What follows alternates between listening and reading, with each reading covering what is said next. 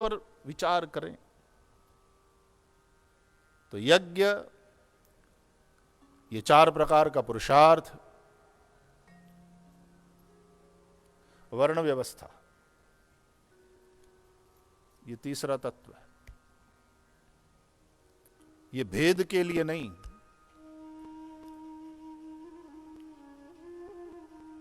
इतने आम पकते हैं, ये अब आम का सीजन आने वाला है तो उसमें भी सॉर्टिंग करते हैं। और आम का भी अपना एक अलग अलग प्रकार है कि ये अल्फांसो है, ये केसर है, हमारे यहाँ लंगड़ा, बाटली, सब प्रकार के आम होते हैं, दशहरी है तो सब आम ही, लेकिन उसकी क्वालिटी अलग अलग है। कुछ आकार, कुछ स्वाद, कुछ उसकी गंध, उसमें वैविध्य है। इस वैविध्य में ही सौंदर्य है। मनुष्यों में भी वो वैविध्य है स्वाभाविक रूप से, और उस वैविध्य के चलते गुण कर्म के अनुसार 4 वर्ण की व्यवस्था। चातुर्वर्णम मया सृष्टम गुण कर्म विभागशः।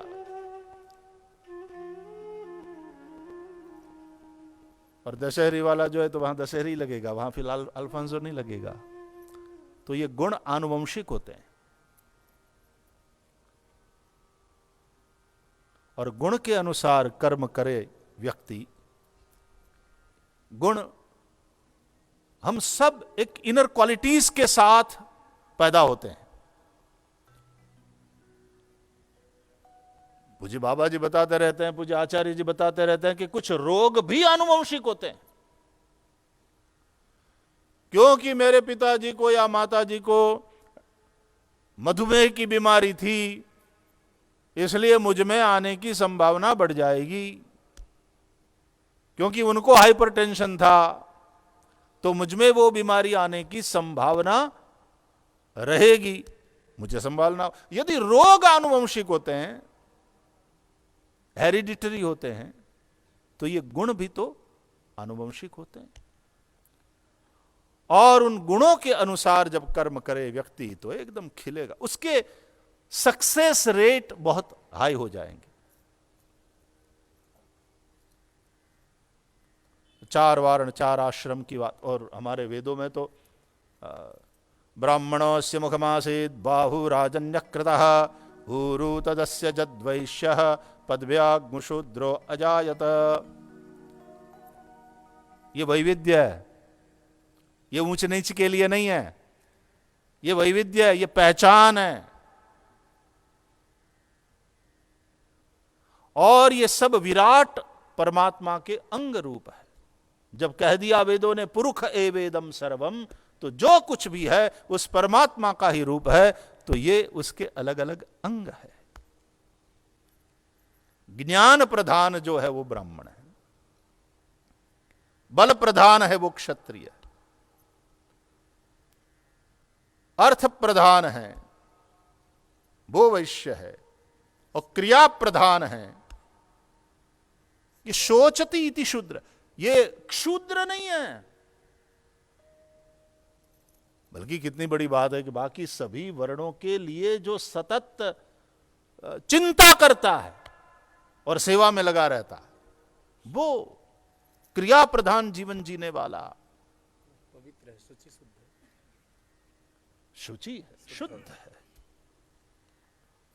और हम कई बार कहते हैं, बाबा जी भी उसी बात पे सिक्का लगाते हैं कि ये तो ठाकुर जी के चरणारविंद है, और ठाकुर जी के चरणारविंद के स्पर्श के लिए तो हम हमेशा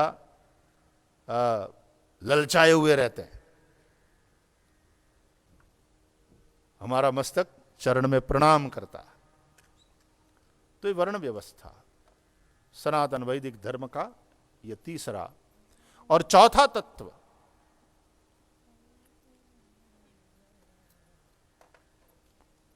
पुनर्जन्म। हम लोग पुनर्जन्म की बात को मानते हैं। जातस्य ही ध्रुवो मृत्यु ध्रुवम जन्म मृतस्य च। पुनर्जन्म, और इसके पीछे भी बहुत सारी बातें हैं। अब बच्चा पैदा होता है और उसको साफ करके प्रसूता के पास लाया जाता है, वो नर्स रख देती है और माँ के हृदय में अपने बालक को देखकर जो वात्सल्य भाव प्रकट होता है वो उसके थन में दूध बन करके आता है और वो माँ अपना थन उसके मुंह में दे देती है और बच्चा पीने लगता है। उस छोटे से बच्चे को किसने सिखाया कि माँ के थन से दूध कैसे चूसा जाता है, पिया जाता है? उसको ट्रेनिंग देने की कोशिश करी जाए तो वो तो कुछ समझेगा नहीं। और छोटे से छोटे बालक को भी यदि उछाला जाए तो एक बार तो वो घबराता है। अरे मंकोड़ा उधर जा रहा और आप वहां थोड़ा सा यूं हाथ मार दो, दिशा बदल के भागने लगता है। मौत का भय सभी प्राणियों में। क्यों भैया? एक बार जो पानी में डूबने से बचा हो बाल बाल, वो फिर गहरे पानी में ना धसे बिना सोचे समझे समझ में आता है, डर लगता है उसको। एक बार अग्नि में जलने से जो बचा हो उससे, एक बार जिसको सांप या बिच्छू ने काटा हो तो उस विष के चलते जो पीड़ा होती है उसके अनुभव से गुजरा हुआ आदमी फिर सांप और बिच्छू से डरे, समझ में आती है बात। लेकिन अभी हम मरे ही नहीं है तो फिर मरने से डरते क्यों हैं? बात समझ में नहीं आती। अनुभव अभी हुआ ही नहीं तो मरने से क्यों डरते हैं? तो इसका तात्पर्य यह है कि इस जन्म में भले ही हम नहीं मरे हों, लेकिन उसके पूर्व वाले कई जन्मों में हम मृत्यु की उस पीड़ा को झेल चुके हैं। प्रत्येक प्राणी को मृत्यु का भय है। तो ये पुनर्जन्म वाली बात।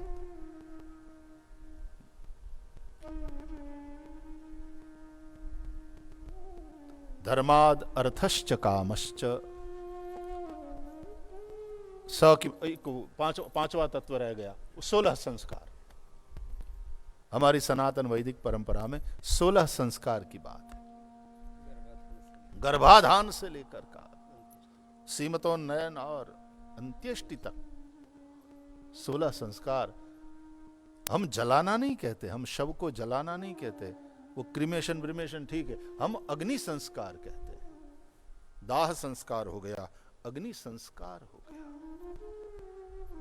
16 संस्कार।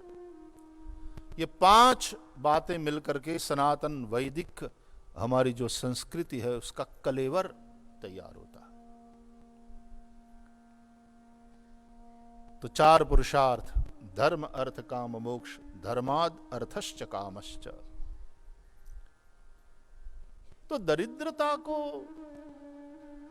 अध्यात्म के साथ जोड़ने की बहुत बड़ी गलती करी।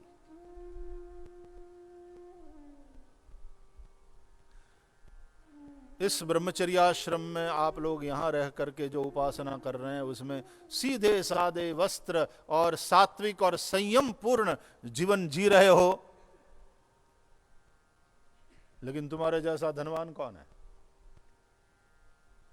इन वस्त्रों और इस जीवन शैली का भी संबंध दरिद्रता से नहीं है।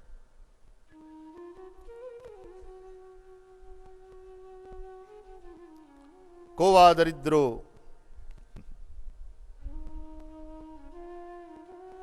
दरिद्र कौन है?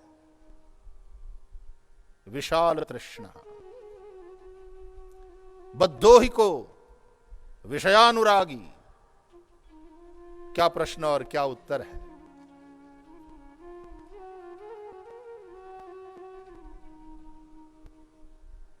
बाबा जी जैसा धनवान कौन है? कौन से हीरे मोती के आभूषण बाबा जी पहनते हैं? लेकिन उनका ऐश्वर्य,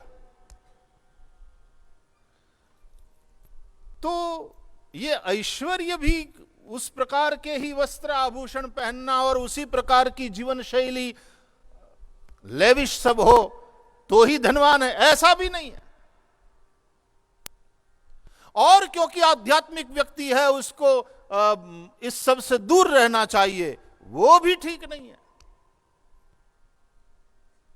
नहीं दरिद्र सम दुख जगमाहि, हिंदुस्तान के इतिहास की ओर दृष्टि करें तो जिस समय हिंदुस्तान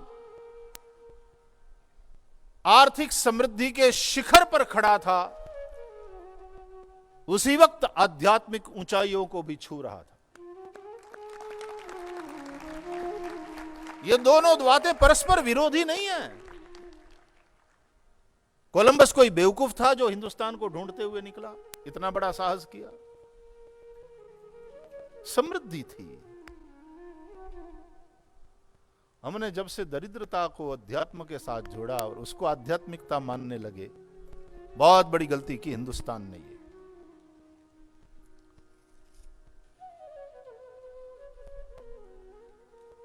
पतंजलि की नींव रखी गई, तब से बाबा जी ने आग्रह पूर्वक बुलाया था और तब से मैं साक्षी रहा हूं। यहां जिस प्रकार से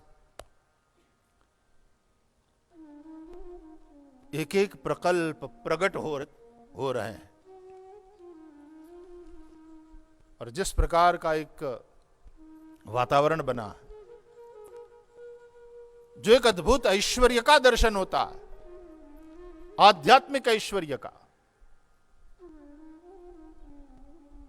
उसको देखकर लगता है कि हां ये हिंदुस्तान है, हां ये हमारी सनातन वैदिक संस्कृति है, ये हमारा असली परिचय है। हम क्यों रहे दरिद्र? और उसके लिए जिस स्वदेशी की बात, जिस आत्मनिर्भरता की बात हमारे आदरणीय प्रधानमंत्री जी, क्योंकि मैं यहां आता हूं तो वो फिर वो प्रसंग उसका भी स्मरण होता ही है। यहां मैं दूसरी बार आ रहा हूं इस स्थान में, इस भवन में। आत्मनिर्भर, स्वनिर्भर, पराधीन सबने सुख नाई। काम करने में भी आत्मनिर्भर, स्वाश्रय। मेरे साथ मेरे बच्चे हो और वो सब पूरा रूम को ठीक करें, इसको ठीक करें, इसको ठीक करें, सारी वस्तुएं ठीक करें, इसलिए वो साथ में हैं और इसी भाव से वो करते हैं। लेकिन उनमें से कोई नहीं हो और मेरा रूम अस्त व्यस्त हो तो मैं आत्मनिर्भर नहीं हूं। इनमें से कोई मेरे साथ नहीं हो और मैं अकेला हूं कुछ दिनों के लिए, तब भी मेरा रूम, मेरा कमरा उतना ही सुव्यवस्थित रहना चाहिए। मुझे खुद ने यह करना चाहिए। यह भी आत्मनिर्भरता है। तो इस प्रकार की आत्मनिर्भरता से लेकर के धीरे धीरे वो राष्ट्रीय स्तर तक पहुंचे, स्वनिर्भर, आत्मनिर्भर भारत। और क्यों नहीं हो सकता? बिल्कुल हो सकता है। और पूज्य बाबा जी ने और आचार्य जी ने यह करके दिखाया। पतंजलि एक मिसाल है, एक मॉडल है। जो बात हुई थी कि वो दरिद्रता और अध्यात्म, इसको जोड़ करके क्यों देखा जाए?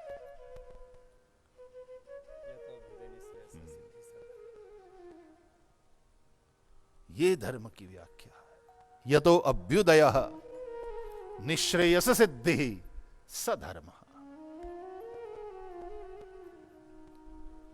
तो हम अभ्युदय के लिए सतत उद्यम में लगे। यहां पढ़ने वाले सभी बच्चे, सभी ब्रह्मचारी,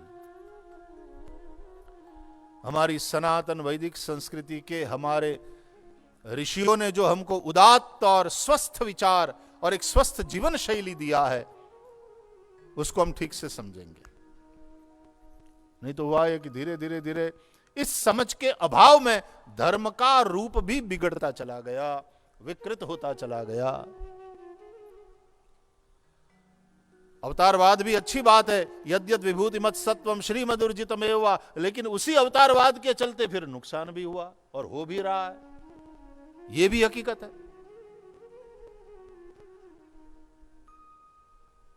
भावना श्रद्धा के मामले में हम समृद्ध हो, यह बहुत अच्छी बात है। लेकिन उसका एक ये भी ये हुआ कि सब लोग फिर अपना ईश्वर बना लेते हैं। अपना भगवान बना लेते हैं। और कई लोग तो ऐसे हैं कि भगवान भी नहीं बना लेते, खुद बन जाते हैं भगवान, खुद ही बन जाते हैं। ऐसा लग रहा है जैसे गॉड मैन्युफैक्चरिंग कंपनी हो गए हम।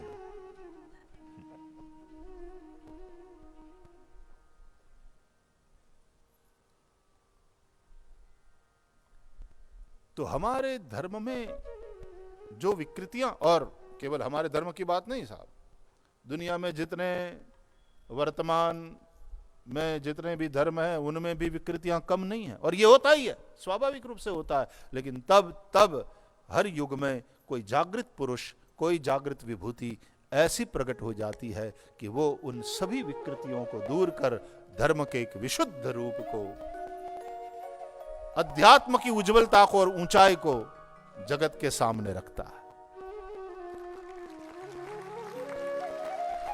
मैं समझता हूं उस दिशा में पतंजलि का बहुत महनीय योगदान है और रहेगा। धर्म की वो मर्यादा,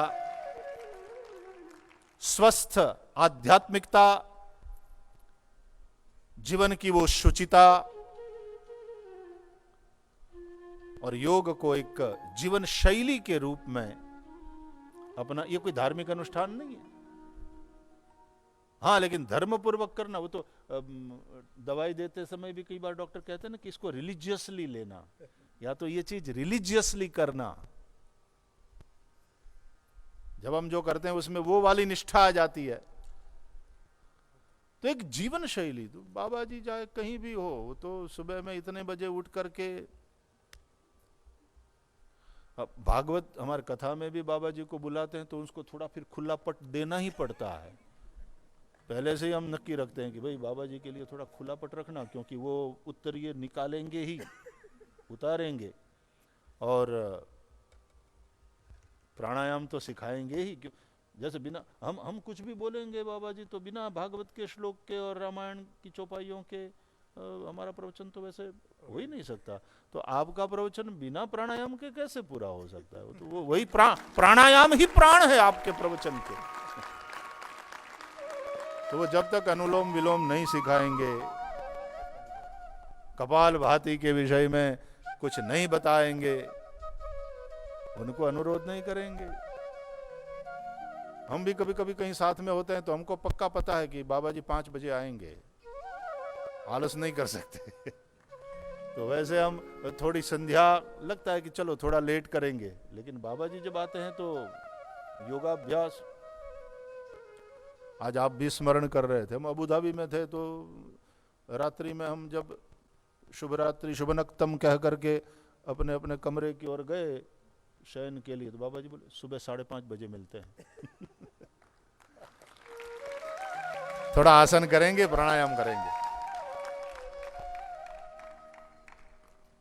और बिल्कुल समय से आ भी गए, तो हमने संध्या बाद में करी, ये पहले किया।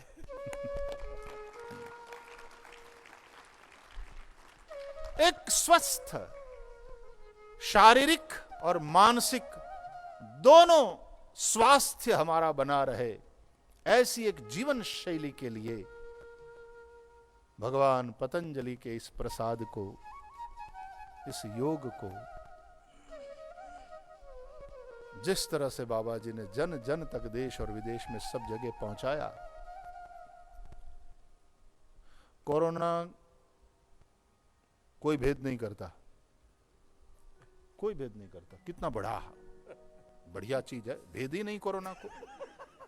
चाहे कोई भी मिले पकड़ लेता है प्रेम से, हिंदू मुसलमान, ये वाला वो जाति वाला, वो छोटा, कोई भेद नहीं करता कोरोना। कोरोना सबको अपनाता है।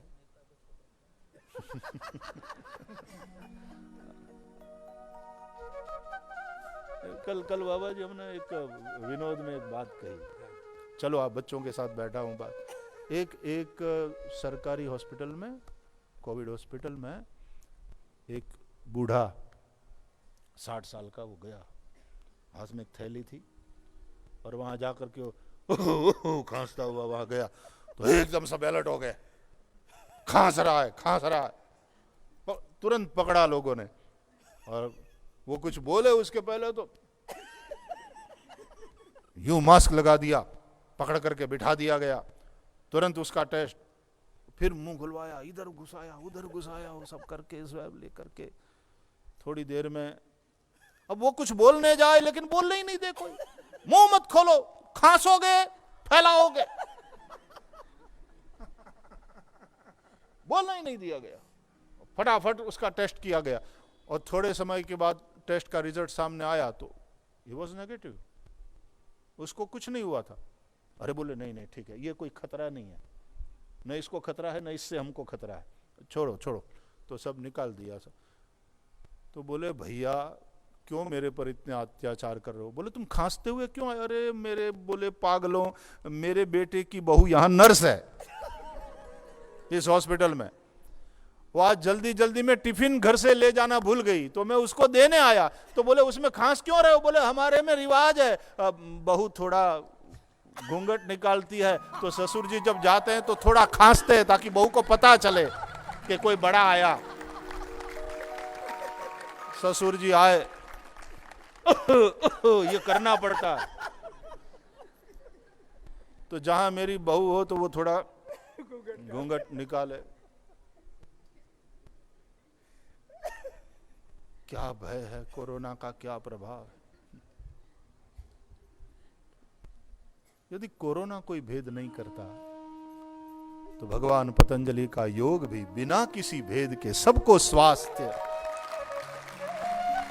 सबको उत्तम जीवन शैली प्राप्त हो, ऐसा अनुग्रह करता। कोरोना का उपद्रव और भगवान पतंजलि के अनुग्रह से मिली हुई ये योग की जीवन शैली।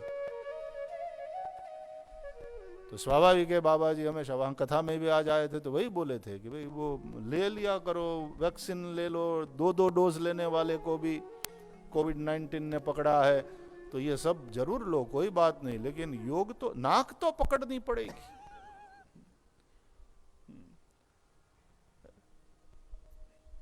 कई बार भूल होती है ना किसी से तो हम लोग कान पकड़वाते हैं, बाबा जी नाक पकड़वाते हैं। नाक पकड़ो या प्राणायाम करो।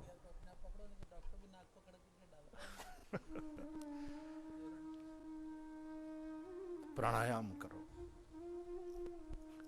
परसों वहां कथा में संकीर्तन तो होता ही है साथ में, आज हम भी वैसे गाने की इच्छा कोई नहीं थी, ये था कि संबोधन करेंगे, आपने रखी है मंडली, इन्होंने सुर छेड़ दिए तो फिर हमने भी संकीर्तन उसी से शुरू किया।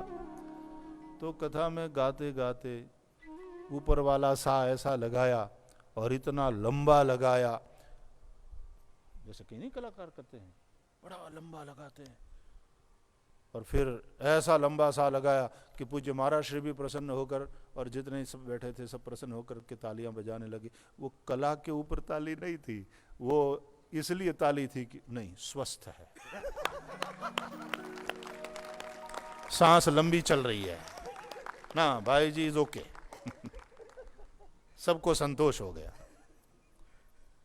पॉजिटिव होते हुए नेगेटिव।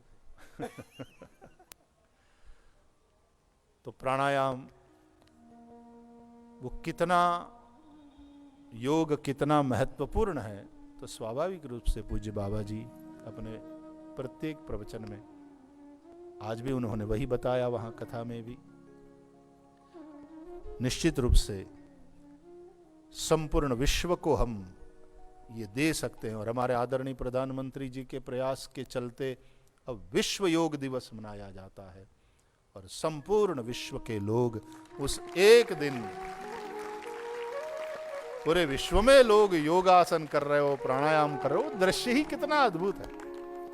पहले वाले योग दिवस में महाराज जी मैं वहां कनाडा में था, तो वहाँ योग दिवस के चलते वहाँ भी कार्यक्रम हो रहा था, तो मुझे बुलाया गया। मैंने कहा thank you for inviting me, क्योंकि नहीं तो मैं सोचता कि कहाँ पर ये होता। तो वहाँ मैं गया और सभी, अहमदाबाद में तो आप ले गए थे, हाँ साथ में, लेकिन हमने गलती की, आपके साथ कभी नहीं बैठेंगे, वहाँ हमने गलती कर ली।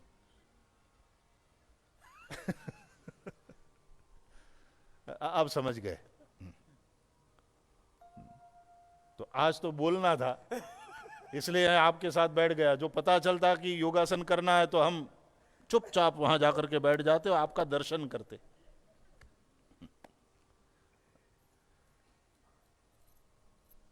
अब फर्स्ट क्लास फर्स्ट आने वाला कोई गोल्ड मेडलिस्ट हो, उसके साथ किंडरगार्टन के बच्चे को बिठा दिया जाए तो क्या दशा होगी उसकी। तो हम सम्मुखो अर्थ लाभाय, यदि उस तरह से कोई योगासन इत्यादि की बात हो तो हमने सामने बैठा दिया करे। आप जरूर बुलाओ। हमसे बड़े योगी। पूज्य भाई श्री को मैं लगभग 27 सालों से देख रहा हूँ। आपका देह, आपका आभामंडल, आपकी तेजस्विता और बढ़ती जा रही है। बस केवल बाल चले गए, बाकी सब ठीक।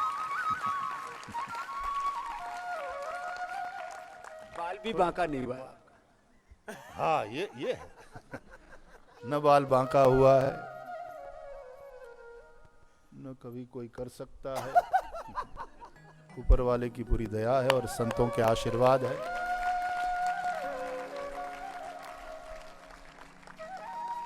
रहेगा नहीं ये संभव है, लेकिन बांका होएगा नहीं ये तो पक्का है। तो बहुत बहुत प्रसन्नता होती है जब जब यहां आता हूं, और जिस प्रकार से पनपते, ग्रो होते, नई नई शाखाएं निकलते देखता हूं हमारे पतंजलि योगपीठ में। एक बार आचार्य जी मेरे ख्याल से पूरा दिन घुमाए थे मुझे, अलग अलग कई प्रकल्पों में ले गए। फूड पार्क से लेकर के वहाँ जो अपना वन है वहाँ ले गए, उस झोंपड़ियों में ले गए, वहाँ जो कुछ हरिद्वार में भी जो शुरुआत में जो यूनिट शुरुआत के थे वहाँ ले गए, कनखल में वहाँ सब जगह ले गए। तो काफ़ी जगह वो पूरी में योगपीठ यात्रा पूरा दिन, और वो भी कुछ ही सिलेक्टेड स्थानों पे ले गए, सब जगह तो जा ही नहीं पाए। आज भी अब इतने लाख स्क्वायर फीट का नया स्ट्रक्चर चाहे यूनिवर्सिटी का तैयार हुआ है या अलग अलग विभागों में तैयार हुआ है, अंदर जाकर के तब तो बड़ी लंबी यात्रा होती। बाहर ही बाहर से दर्शन करके बाबा जी सब जगह घुमाते हुए यहाँ ले आए। फिर से एक बार जिस आध्यात्मिकता और जिस प्रकार के धर्म का प्रबोधन हमारे ऋषियों ने किया है, हमारी वैदिक परंपरा से जिस धर्म का स्वरूप सामने निखर करके आता है, यहाँ पर पतंजलि के द्वारा बाबा जी और पूज्य आचार्य जी वो कार्य कर रहे हैं। उसकी न केवल प्रसन्नता है, उसका न केवल संतोष है, लेकिन उसके लिए बहुत गौरव भी है। और जहां भी बात होती है, जहां जाते हैं, गौरव पूर्वक इस बात को कहते हैं। बहुत बहुत बहुत प्रसन्नता।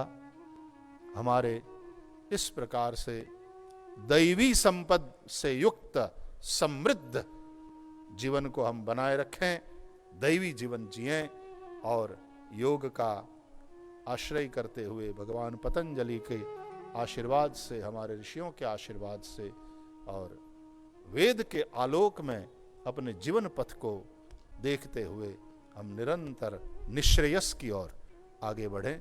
मैं फिर से एक बार पूज्य बाबा जी और पूज्य आचार्य जी के विचार को, सोच को, इस पुरुषार्थ को प्रणाम करता हूँ।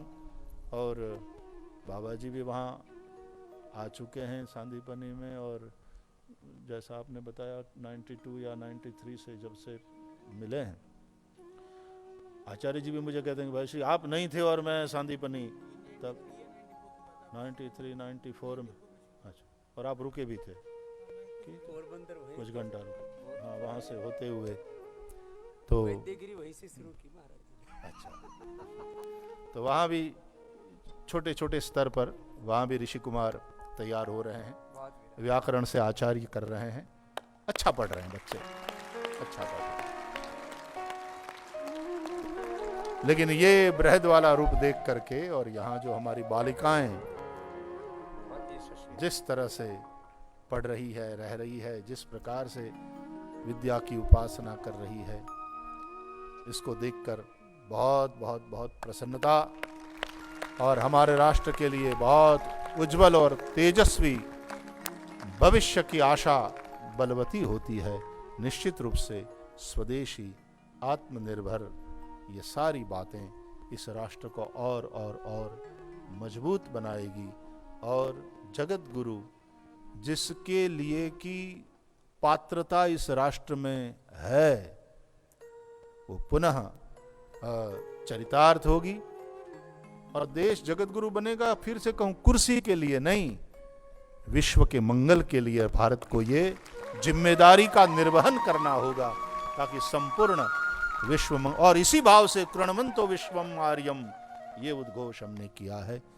पुनश्च एक बार इस पुरुषार्थ को, इस विचार को, इस तेजस्विता को प्रणाम। हरिओम।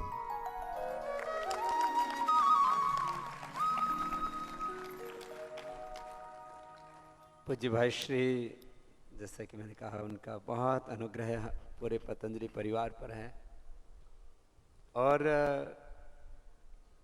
पूरे विश्व पटल पर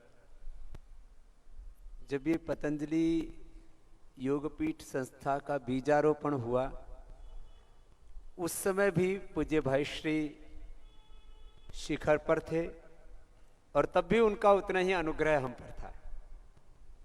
जब मैं पहली बार भाई श्री से मिला था, तब तो मुझे इस दुनिया के शायद 100-200 लोग जानते होंगे, तब भी भाई श्री का इतना ही प्रेम है। और आज करोड़ों लोग इस पतंजलि परिवार के साथ एकात्म हैं, तो भी भाई श्री का उतना ही वह प्रेम है। उसके लिए हम पुनः भाई श्री के श्री चरणों में प्रणाम करते हैं। और पूरी दुनिया में, देश ने पूरी दुनिया में जब भी भारत के महापुरुषों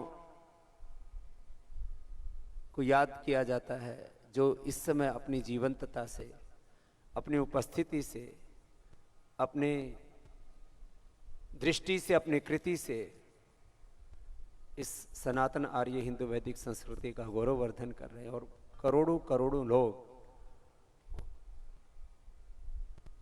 जिनको अपने हृदय में बहुत गौरव देते हैं। मैं आज कथा में भी बोल रहा था कि आने वाले सैकड़ों हजारों साल तक भी पूज्य भाई श्री और पूज्य बापू ऐसे महापुरुष हैं जिनके प्रति ये सृष्टि कृतज्ञ रहेगी, ऐसे। और दोनों का ही पूरे पतंजलि परिवार के प्रति बहुत बड़ा अनुग्रह है, आपके आशीष हैं। आप हमारे अभिभावक हैं, अग्रज हैं, गुरुतुल्य हैं, और आपकी अनन्य प्रीति से ये सब बालक बहुत प्रेरित होते हैं। और ये कल ही हिमालय से उतर के आए, देवप्रयाग से आज ही आए, और आते ही पूज्य भाई श्री के दर्शन हुए। इसके लिए भी हमारे बच्चे बहुत गौरवान्वित हैं, सब बालक। और नेपाल से भी हमारे साधक भाई, वो भी बहुत धक्के खा के, क्योंकि नेपाल से यहाँ तक की यात्रा में अब कई प्रकार के अवरोध हो गए, कोरोना के चलते, फिर और कई प्रकार की परमिशंस। और 10 बसें आई थी, उसमें 4 तो थक के वापस चले गए। ये पक्के वाले थे जो 6 बस यहाँ पहुंच गए। इनका एक बार विशेष अभिनंदन है भाई। तो अभिनंदन तो जोर से करो भाई, ये हमारे सब सहधर्मा है। राजनीतिक सीमाएं 2 हो सकती हैं, लेकिन हम एकात्म हैं, धर्म से, संस्कृति से, अपने पूर्वजों से, अपनी ज्ञान परंपरा से, अपने सिद्धांतों से एकात्म है। और ये नए बालक, ये भी इनके अभी दीक्षारंभ इनका बाकी है, ये अभी नए नए आए हैं अभी। ठीक है, देख लिया, इधर देखो, स्क्रीन की तरफ देख रहे हो, उधर दिखता है वैसे। हाँ, तो तो ये अभी भाई श्री छोटे बच्चों का, तो क्योंकि उनकी क्षमता पूरी हो गई थी, अभी यहाँ से प्रस्थान करते समय आपका 2 मिनट आशीर्वाद उनका हो जाएगा। तो आज सब बहुत अनुग्रहित हैं, क्योंकि कल के बाद भाई श्री जाने वाले थे, तो पूज्य आचार्य श्री ने निवेदन किया कि एक बार सबको आकर के आप आशीषित करें। पूज्य महाराज श्री आए, भाई श्री आए, हम पुनः कृतज्ञ हृदय से प्रणाम करते हैं, और श्रद्धेय आचार्य श्री के दो वचनों के साथ फिर हम पूर्णता की ओर आगे बढ़ेंगे। ओम। परम श्रद्धेय वंदनीय पूज्य स्वामी जी महाराज और हमारे भारतीय संस्कृति सनातन परंपरा के हस्ताक्षर जो अपनी साधना तप के साथ में कथा को बोलते नहीं जीते हैं, ऐसे परम पूज्य भाई श्री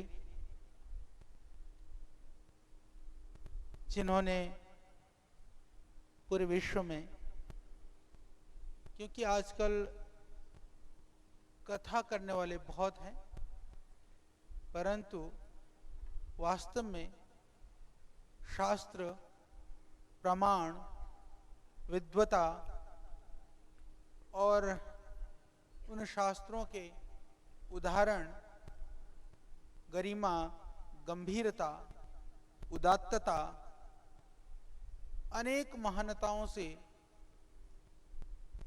सुसज्जित मधुर वाणी के द्वारा आप पूरे देश और दुनिया के लोगों को कथा रस का अमृत पान कराते हैं। और जैसे श्रद्धेय पूज्य स्वामी जी ने कहा कि हमारा सौभाग्य है कि आपका अहेतुक और अनायास जो प्रेम है वो अनन्य रूप में है और हमें प्रसन्नता है, खुशी है, क्योंकि आप जैसे यशस्वी पुरुष जब पतंजलि की कार्य को लेकर के पूज्य स्वामी जी के तप और पुरुषार्थ को लेकर के जब आप प्रसन्नता व्यक्त करते हैं तो हमें कर्तव्य का बोध और दृढ़ हो जाता है और कर्तव्य पथ पर और ऊर्जा के साथ में गति के साथ में बढ़ने के लिए हमको प्रेरणा मिलती है। आपका आगमन हुआ आज भी, क्योंकि पिछली बार भी आप आए, बहुत समय हमने लिया था, इस बार भी थोड़ा लिया, पर भाई श्री किस्तों में ही है ये भी, अभी भी वो पूरी तरह से नहीं हुआ है थोड़ा, तो वो वाला भी हमको मिलेगा। अगली बार आप आए तो थोड़ा सा और बहुत कुछ बाकी है, जिससे सही कि हाँ सही। तो कर सकें। और अगली बार तब तक आप आओगे, होता क्या है कि और जब बढ़ आप जाता छोड़ है करके फिर। थोड़ा सा जाते हो, हाँ, अगली बार आते हो तो बड़ा और बढ़ जाता और है। बढ़ जाता है। तो अभी थोड़ा छोड़ के जा रहे हो, अगली बार आते आते तक और बहुत कुछ हो जाएगा। तो पुनः आपको मैं बहुत प्रणाम करता हूँ, वंदन करता हूँ। और इसके बाद में बस भाई श्री वो करेंगे और बाकी आप सब लोग भी प्रस्थान करेंगे। और जो हमारे नेपाल से हमारे अतिथिगण हैं वो बैठ जाएंगे, थोड़ी देर उनके साथ चर्चा वार्ता करेंगे। तो हाँ, तो फिर आप लोग बैठे रहेंगे, बाकी लोग अपना पूज्य स्वामी जी के बाद में आप लोग प्रस्थान करेंगे। नेपाल के भाई बहन बैठे रहिए। ओम।